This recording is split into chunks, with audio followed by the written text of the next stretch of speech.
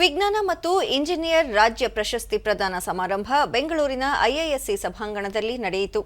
ಕಾರ್ಯಕ್ರಮದಲ್ಲಿ ಮುಖ್ಯಮಂತ್ರಿ ಸಿದ್ದರಾಮಯ್ಯ, ವಿಜ್ಞಾನ ಮತ್ತು ತಂತ್ರಜ್ಞಾನ ಇಲಾಖೆ ಸಚಿವ ಎನ್ಎಸ್ ಬೋಸರಾಜು, ವಿಜ್ಞಾನಿ ಸಿಎನ್ ರಾವ್ ಸೇರಿದಂತೆ ಹಲವು ವಿಜ್ಞಾನಿಗಳು ಉಪಸ್ಥಿತರಿದ್ದರು. ಇದೇ ವೇಳೆ ಸಾಧಕರಿಗೆ ವಿಜ್ಞಾನ ಪ್ರದಾನ ಮಾಡಲಾಯಿತು.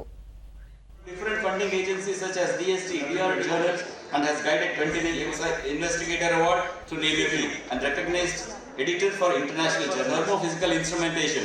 She has advised the University USA. Oxygen conserving nasal. He is a guided mission sir.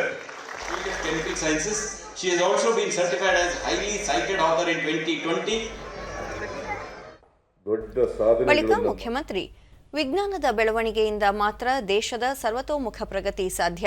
ವಿಜ್ಞಾನಿಗಳ ಸಾಧನೆ ಇತರರಿಗೆ ಮಾರ್ಗದರ್ಶನವಾಗಿದ್ದು, ಯುವ ಪೀಳಿಗೆ ವಿಜ್ಞಾನ ಕ್ಷೇತ್ರದಲ್ಲಿ ಹೆಚ್ಚಿನ ಆಸಕ್ತಿ ಬೆಳೆಸಿಕೊಳ್ಳಲು ಸಾಧ್ಯವಾಗಲಿದೆ. ರಾಜ್ಯ ವಿಜ್ಞಾನ ಕ್ಷೇತ್ರದಲ್ಲಿ ಮೊದಲ ಸ್ಥಾನದಲ್ಲಿದ್ದು, ದೇಶದ ಅಭಿವೃದ್ಧಿಗೆ ವಿಜ್ಞಾನಿಗಳ ಕೊಡುಗೆ ಅಪಾರ ಎಂದು ಶ್ಲಾಘಿಸಿದರು. ಹೆಚ್ಚೆಚ್ಚು ಜನರಿಗೆ ವಿಜ್ಞಾನದಲ್ಲಿ ಮತ್ತು ತಂತ್ರಜ್ಞಾನದಲ್ಲಿ ಆಸಕ್ತಿ ಬೆಳೆಯಬೇಕು ಅಂತೇಳಿ ಹೆಚ್ಚು ಜನ ವಿಜ್ಞಾನಿಗಳಾಗಬೇಕು. ವಿಜ್ಞಾನದಲ್ಲಿ ಆಸಕ್ತಿ ಬೆಳೆದಾಗ ಮಾತ್ರ ವಿಜ್ಞಾನಿಗಳಾಗಲಿಕ್ಕೆ ಸಾಧ್ಯ ಆಗ್ತದೆ. ಅದಕ್ಕೋಸ್ಕರ ಯುವ ಪೀಳಿಗೆಗೆ ಈ ಆಸಕ್ತಿ ಬರಬೇಕು. ನಿಮ್ಮ ಇವತ್ತು ಏನು ಪ್ರಶಸ್ತಿಗಳನ್ನು ಪಡ್ಕೊಂಡಿದ್ದಾರೆ ಅವರ ಜೀವನದಲ್ಲಿ ನಿಮ್ಮಿಂದ ಅವರಿಗೆ ಸ್ಫೂರ್ತಿ ಬರಬೇಕು. ಯಾವುದೇ ದೇಶ ಅಥವಾ ರಾಜ್ಯ ಅವರು ಸರ್ವತೋಮುಖವಾದಂಥ ಅಭಿವೃದ್ಧಿಯನ್ನು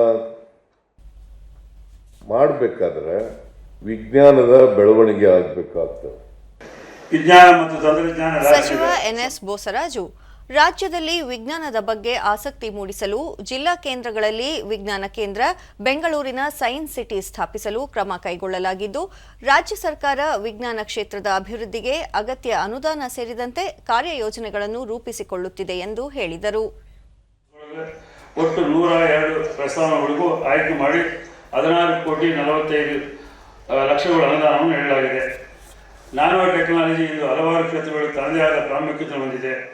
ರಾಜ್ಯದಲ್ಲಿ ಈ ಕ್ಷೇತ್ರದ ಬೆಳವಣಿಗೆ ಇಂಬು ನೀಡುವ ನಿಟ್ಟಿನಲ್ಲಿ ನ್ಯಾನೋ ಟೆಕ್ನಾಲಜಿ ಸಮ್ಮಿಟ್ ಅನ್ನು ಆಯೋಜಿಸಿ ನ್ಯಾನೋ ಟೆಕ್ನಾಲಜಿ ಕ್ಷೇತ್ರದಲ್ಲಿರುವ ಅವಕಾಶಗಳನ್ನು ನಮ್ಮ ಯುವ ಜನತೆಗೆ ತಲುಪಿಸುವಲ್ಲಿ ನಾವು ಯಶಸ್ವಿಯಾಗಿದ್ದೀವಿ.